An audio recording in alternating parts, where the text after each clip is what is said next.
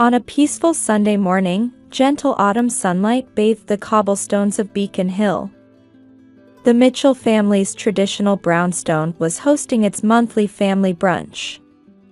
The dining room, surrounded by antique furniture, was filled with the soft glow of a chandelier that had been passed down through generations. By the window, a Boston fern that the Mitchell family had tenderly nurtured for over 150 years spread its deep green leaves gracefully. The plant's history was intertwined with the history of the house itself. "Kate, did you make this quiche yourself?" Patricia Mitchell raised her silver dessert fork with a slightly sarcastic smile. Her elegant appearance in a tweed jacket epitomized Boston's high society. Sarah was so skilled at French cuisine. Her coco vin was always a hit at church charity events. Kate Mitchell momentarily flinched at her mother-in-law's words but maintained her graceful smile. Her composure in a navy cashmere dress reflected the confidence she had cultivated during her years in investment banking. "Yes, I referenced Julia Child's French cooking. I heard Julia lived here in Beacon Hill too." Across the table, her husband Robert cleared his throat awkwardly. His gesture of running fingers through his graying hair lacked his usual composure. For 3 years, Kate, a successful senior analyst at an investment bank, had been battling subtle tensions during these elegant Sunday brunches. "Hey, Kate," a bright voice broke the tension. It was her sister-in-law Emily. "Would you help me with my wedding preparations? We're planning the ceremony at the cathedral, followed by a reception at the Four Seasons." Emily, a brilliant pediatrician in her white coat, had always been a warm ally to Kate. "Of course, Emily. Anything I can do." At those words, Patricia set down her cherished Wedgwood teacup and said casually, "But dear, you're not familiar with high society etiquette, are you? Our traditional style might be quite different. For instance, even addressing wedding invitations has quite complex rules." The antique china trembled slightly. Kate's hands were shaking. Robert looked at his wife, but again couldn't say anything. His silence made the heavy atmosphere in the house even thicker. "Mother," Emily said quietly but firmly. "Kate is my sister-in-law. She's family. Her taste is impeccable." Everyone praised her speech at the recent charity gala. Patricia smiled gracefully. "Yes, of course," her voice was warm, but her eyes were cold. "It's just that Mitchell family traditions must be preserved. Especially since Emily's wedding will be the talk of Boston." The sunlight remained warm, the silverware gleamed beautifully, and the flower arrangement on the table was perfect. The family's dedicated florist had served the Mitchell household for over 30 years. Yet in this elegant space, invisible cracks were silently spreading, one after another. Kate took a sip of tea and straightened her back. Coming from a middle-class family, she had graduated from a prestigious university on scholarship and built her current position through talent and hard work. For her, these brunch hours felt like an elegant social masquerade. Standing before the fireplace, where Sarah's photograph hung, she sometimes felt like she would forever be a substitute. "By the way," Patricia said, as if suddenly remembering something.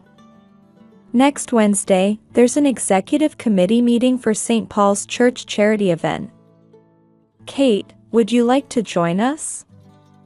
"Of course, if your work schedule permits." The sarcasm in those words was evident. No matter how beautifully she dressed or how perfect her manners were, in her mother-in-law's eyes, she would always be an outsider.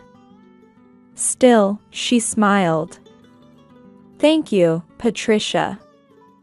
I'd be delighted to join. I can adjust my client meetings. Because this, too, was an investment. However, this time the investment was in her future with her beloved husband. Outside the window, Boston's cityscape seemed to silently watch over centuries of history. In the large mirror of La Spasa, the upscale bridal salon on Newbury Street, Emily's reflection shimmered. The pure white silk organza dress billowed around her like a cloud. The afternoon sunlight streaming through the windows made the beaded embroidery sparkle. "She looks like an angel," Patricia said, tearing up. Her Hermes scarf fluttered with her emotional gesture. "It reminds me of Sarah's wedding dress. She was just as beautiful."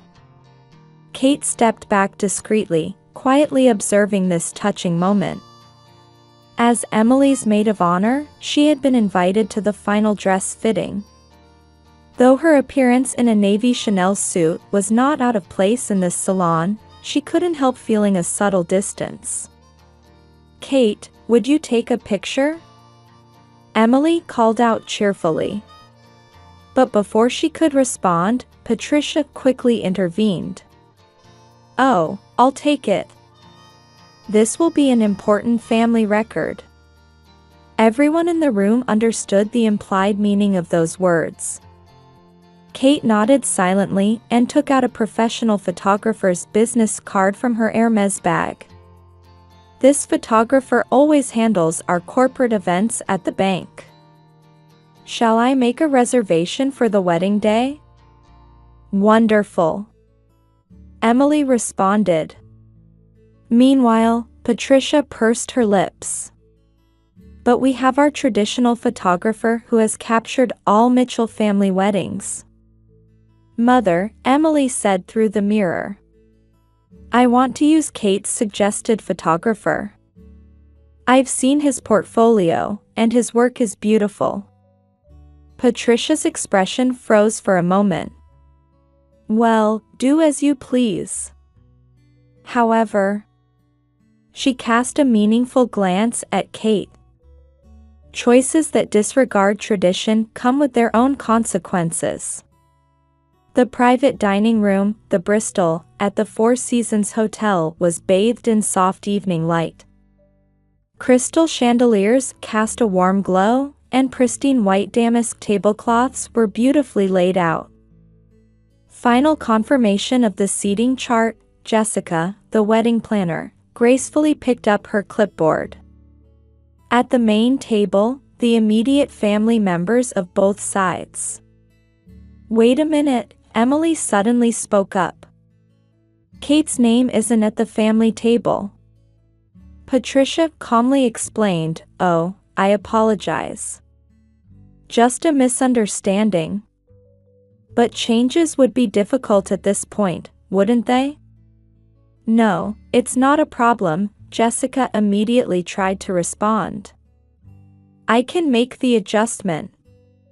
"Yes, well," Patricia interrupted with a smile. "But with this many guests for the rehearsal dinner, rearranging seats might inconvenience other guests." Kate quietly stood up. Her Chanel pumps made a small sound on the marble floor. "Don't worry, Patricia. I'm fine at another table." At that moment, Robert unusually spoke up. "No, that's wrong. Kate is my wife. She should be at the main table." The room's atmosphere froze. Patricia stared at her son, and her eyes held a coldness he had never seen before. Seated on an elegant sofa under the luxurious chandelier, Kate was checking work emails on her tablet while waiting for her husband. She overheard a conversation from a nearby table. "Yes, Patricia says that investment banker woman took advantage of her son's weakness. Well, she's quite different from Sarah, who was so cultured. How dare she, with no family background?" Kate's fingers stopped on the tablet screen. She felt her spine freeze while her cheeks burned. "Pardon my interruption of your gossip, James," Emily's fiancé suddenly spoke. The cardiac surgeon turned to the ladies with a truly gentlemanly manner. "Don't you think making such crude speculations about others' lives goes against Boston high society's etiquette?" The women blushed and hurriedly left their seats. James sat down next to Kate. "Don't let it bother you. Aunt Patricia is just trapped in her own values. But that's her problem, not yours." Kate gave him a grateful smile. However, her eyes couldn't hide her anxiety about tomorrow's wedding. Through these 3 scenes, invisible threads of tension gradually tightened. It was like a quiet tectonic shift beneath the elegant mask of Boston's high society. And everyone was beginning to sense that this tension would soon reach a decisive moment. Outside the window, Boston's street lights began to illuminate one by one, and the pre-wedding evening silence enveloped the city. However, this silence was merely a momentary calm before the coming storm. The Boston twilight cast deep indigo light through the stained glass of the Four Seasons Hotel. In the grand ballroom, over 300 guests were immersed in the melody of a classical string quartet. White and gold decorations elegantly reflected the light from chandeliers boasting 100 years of history. Emily was a bride who seemed to have stepped out of a painting. Her custom-made Vera Wang dress added supreme elegance to her dignified bearing as a physician. Her vows at the altar resonated powerfully in the silence, and tears of emotion glistened in the guests' eyes. The newly married couple was welcomed with warm applause from the guests. Kate, perfectly fulfilling her role as maid of honor, could sense her mother-in-law's dominating presence. Patricia was gracefully exchanging words with Boston's notables, like a queen of high society. "It was a wonderful ceremony," a trustee of the Boston Symphony Orchestra exclaimed admiringly. "Beautifully carrying on the Mitchell family tradition." "Thank you," Patricia's voice was filled with pride and confidence. "Our family has for generations." At that moment, waiters began serving the main course. Silver cloches were lifted one after another, releasing rich aromas. Selected wines were poured into glasses, making the crystal sparkle. However, nothing was placed in front of Kate. At first, she thought it was just a mistake. But as dishes were served to all the surrounding tables, her place remained empty. An unsettling atmosphere began to spread among those at the table. "Excuse me," Kate called out to a nearby waiter, trying to be as discreet as possible. "Is my meal still coming?" The young waiter looked confused and exchanged glances with the service manager. Then, Patricia's cold voice rang out. "You should be grateful just to be allowed to sit here." Those words cut through the glamorous banquet atmosphere like a blade of ice. The 300 guests were instantly enveloped in silence. Emily was stunned, and the groom James frowned. And Robert stared at his mother with an expression she had never seen before. Kate slowly removed the napkin from her lap and placed it on the table. Dressed in a Chanel evening gown, she rose gracefully. Her gesture carried the dignity of an analyst who had successfully closed numerous important negotiations on Wall Street. "Then this outsider will divorce and leave." Those words, though quiet, resonated throughout the venue. They had a transparent, sharp ring, as if years of patience had crystallized in an instant. The blood drained from Patricia's face. It was a moment when the mask of Boston society's queen shattered before everyone's eyes. "Wait, please." That cry no longer held any trace of elegance. Patricia stood up in confusion, knocking over her wine glass. Deep red wine spread across the pristine white tablecloth. The scene seemed like a portent of the chaos to come. Robert stood up. "Mother, this is unforgivable." His voice carried unprecedented anger. "Kate is my wife. I'm proud of her for silently enduring your harassment these past 3 years." Emily was crying in her pure white bridal gown. "Mother, how could you do this?" Murmurs spread through the venue. Boston's high society dignitaries lowered their eyes in embarrassment. The church priest sighed deeply, and charity board members exchanged glances. Then, wedding planner Jessica confessed in a trembling voice, "Actually, I received special instructions from Patricia not to prepare a meal for Kate." Her words shocked the venue further. The Mitchell family's reputation, built over many years, was crumbling. Patricia's social circle friends began taking steps away from her, one by one. "This is quite something," a Society page reporter from the Boston Globe whispered to his neighbor. "I can already see tomorrow's headline." The setting sun was sinking into the post-rain sky, its deep crimson light streaming through the ballroom's large windows. That light silently illuminated the family on the brink of dramatic change. A tense atmosphere filled the Four Seasons Hotel's grand ballroom. The chandelier light still shone elegantly, but now it mercilessly illuminated a family falling apart. Large tears fell on Emily's pure white wedding dress. James held the bride's shoulders gently, desperately supporting her. 300 guests watched the unfolding events with bated breath, as if witnessing high society's finest drama. "Mother, why?" Emily's voice trembled. "It's my wedding day. Why would you?" When the wedding planner Jessica spoke again, her voice carried resolve. "I'll tell everything.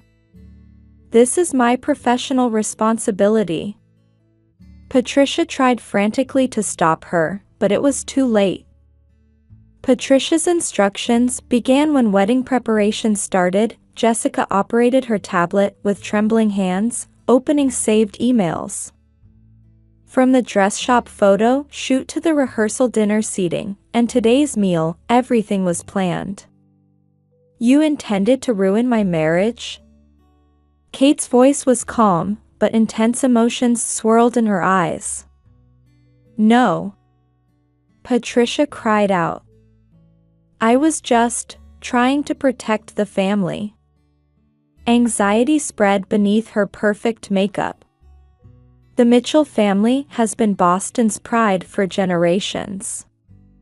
That bloodline. Bloodline? Robert's voice resonated deeply. "Mother, we're living in the 21st century. Do you realize how many people your outdated thinking has hurt?" Then, another voice rose from the back of the venue. "May I speak?" Margaret Williams, the associate priest of St. Paul's Church, quietly stepped forward. She had been trusted as the Mitchell family's spiritual pillar for over 30 years. "Patricia, you confessed your true feelings to me during last month's confession." Margaret's voice was warm yet firm. "You're too caught up in your feelings for Sarah. It's not love, but a prison of your own pride." The blood drained from Patricia's face. Her hands began to shake.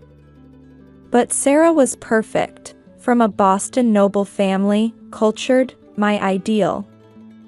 "Sarah is gone, Mother," Robert's voice rang out quietly but decisively. in a car accident 7 years ago. She's not coming back. And Kate is not a substitute. She's the new light in my life. Emily stood up crying. Mother, I can't stay silent anymore. Remember when Kate was hospitalized? A new tension ran through the venue. Last year, during her acute cholecystitis, you hesitated to go to the hospital. You said it would affect the Mitchell family's reputation. But when Kate's condition became serious and needed emergency surgery, do you know who stayed by her side all night? Patricia was at a loss for words. Yes, Kate's parents. They may be middle class, but their love was real. And they tried to accept our family. Yet you. The groom, James, quietly stepped forward. With the cool eyes of a cardiac surgeon, he gazed at Patricia. Mother-in-law, as a doctor, I've faced many hearts. But I've never seen hearts so deeply wounded as today. At those words, Patricia's shoulders shook violently. Her social circle friends moved away from her, one by one. The dignity she had built over years as society's queen was crumbling like a sand castle, and she watched it happen in a daze. Patricia's voice broke off. I was wrong. Suddenly, she collapsed into a chair. Her perfectly arranged hair disheveled, her Hermes scarf falling to the floor.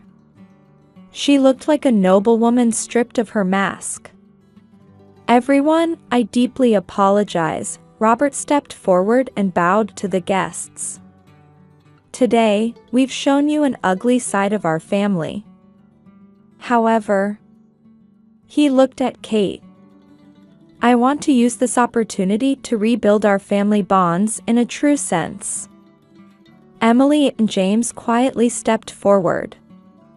Our wedding certainly didn't go as planned, Emily said, wiping her tears. But I sincerely hope this day becomes a new starting point for our family. Outside the window, night was falling over Boston. The room's atmosphere was still heavy and damp, but somehow, a ray of hope seemed to be breaking through. And everyone felt it. This wasn't an ending, but a new beginning. However, that night, the lights in Patricia's mansion never went out. The queen of society was facing true solitude for the first time in her life. Winter had come to Beacon Hill. The Mitchell family mansion, once filled with warm light, was now wrapped in silence. The garden plants slumbered in the freezing air, and the inherited Boston fern's leaves seemed to carry an even deeper green than usual. Patricia sat before the study's fireplace, turning the pages of an album. Sarah and Robert's wedding photos, Emily's graduation, and then, she paused. There was a photo of Robert and Kate's wedding. The newlyweds' eyes held unmistakable love, and their smiles radiated pure happiness. Why couldn't I see this before? Patricia murmured to herself. The fireplace flames flickered, softly illuminating her tired expression. In the 6 months since the wedding, her life had changed dramatically. Invitations from her former society friends had ceased, and she was asked to voluntarily resign from the Charity Association's board.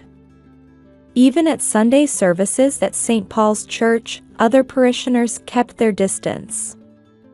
The phone didn't ring, and no emails came. The social position she had built over 30 years had crumbled overnight. Surprisingly, it was Margaret, the associate priest, who supported her through this. In weekly counseling sessions, Patricia slowly began confronting her own twisted obsessions. Sometimes, in our love, we lose sight of what's most precious, Margaret's words still echoed in her ears. But it's never too late to realize this.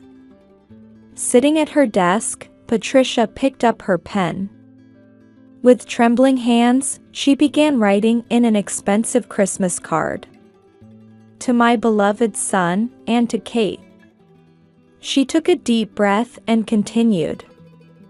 I now understand how much my foolishness has hurt you both. I was too caught up in my feelings for Sarah to see the true happiness right in front of me. I won't ask for forgiveness. I just wanted to tell you this. I sincerely wish for your happiness. She wrote similar sentiments in the card for Emily and James. The responsibility for distorting the meaning of their wedding lay entirely with her. Acknowledging this was painful, yet also liberating. Patricia stood up, gazing at the completed cards. Outside, snow had begun falling quietly. People passing on the street were wrapped in warm coats, busy with Christmas preparations. Once, she too had hosted lavish parties in this season, shining as the center of society. But now, a different kind of warmth filled her heart. On the mantelpiece sat a postcard from Emily and James's honeymoon. Next to it, a photo of Robert and Kate visiting Paris. Though she hadn't responded to either, they represented a small hope that her family hadn't completely abandoned her. In a corner of the study lay unopened books on psychological counseling. Healing family relationships, intergenerational reconciliation, all recommended by Margaret. I can change, Patricia whispered quietly. It's not too late. That night, the light from the windows of the old mansion on Beacon Hill seemed a little warmer than usual. And the accumulating snow gently blanketed the mistakes of the past, quietly painting the city white. A new year was approaching. And it marked not just a change in the calendar, but the beginning of a new chapter for one woman and her family. Patricia stood by the window, watching the snowy scene, offering a small prayer. A prayer that this time, they could restore their family bonds in the truest sense.